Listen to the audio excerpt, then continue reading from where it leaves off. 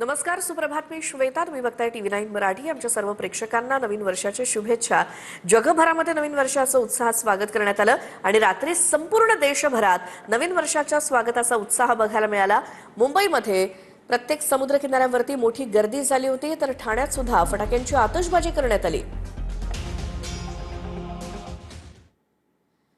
नवीन वर्षाचं स्वागत करण्यासाठी तरुणाई मोठ्या प्रमाणात रस्त्यावरती उतरली. नवी मुंबईमध्ये त्याचसोबत मुंबईमध्ये नवीन वर्षाचं जल्लोषात स्वागत वेगवेगळ्या ठिकाणी कार्यक्रमांचं आयोजन करण्यात आलं होतं. वसईमध्ये सुद्धा मोठ्या उत्साहात सरत्या वर्षाला निरोप देत 2026 या नवीन वर्षाचं स्वागत फटाक्यांच्या आतषबाजीनं करण्यात आलं. तर नागपुरात सुद्धा कुटाळा तलाव परिसरामध्ये तरुणाईकडनं नवीन वर्षाच्या स्वागतासाठी वेगवेगळ्या कार्यक्रमांचं आयोजन करण्यात आलं होतं.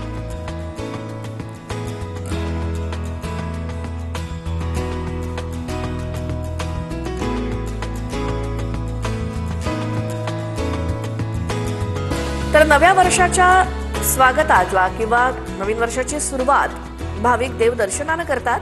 तुळजाभवानी देवी तसंच पंढरपूर इथे विठ्ठल रुक्मिणीचं दर्शन आणि शिर्डीमध्ये भाविकांची मोठी गर्दी झाली आहे साईबाबांचं दर्शन घेण्यासाठी.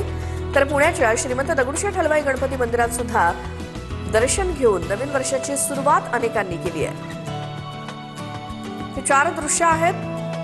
तुळजापूरची श्री तुळजाभवानी देवीचं दर्शन घेण्यासाठी देखील भाविकांच्या रांगा आपल्याला दिसतायत. दुसरीकडे पंढरपुरात विठ्ठल रुक्मिणीच्या दर्शनासाठी, तर शिर्डीमध्ये साईंच्या दर्शनासाठी आणि पुण्यामध्ये श्रीमंत दगडूशेठ हलवाई गणपती मंदिरात नव्या वर्षाची सुरुवात देवदर्शनानं करण्यासाठी भाविकांची मोठी गर्दी प्रत्येक देवस्थानी. तर नव्या वर्षाच्या पहिल्या दिवशी मुंबईकरांनी श्री सिद्धिविनायकाच्या दर्शनासाठी गर्दी केली आहे. सिद्धिविनायकाच्या दर्शनासाठी भाविकांची मोठी गर्दी झालेली आहे. 1 जानेवारीला म्हणजेच जे इंग्रजी वर्ष नवीन सुरू होते आजपासनं त्याची सुरुवात मंगलमय व्हावी यासाठी वेगवेगळ्या ठिकाणी देवाच्या दर्शनासाठी भाविकांनी मोठी गर्दी केली. हीच गर्दी मुंबईतल्या प्रभादेवी इथल्या सिद्धिविनायकाच्या मंदिरात देखील.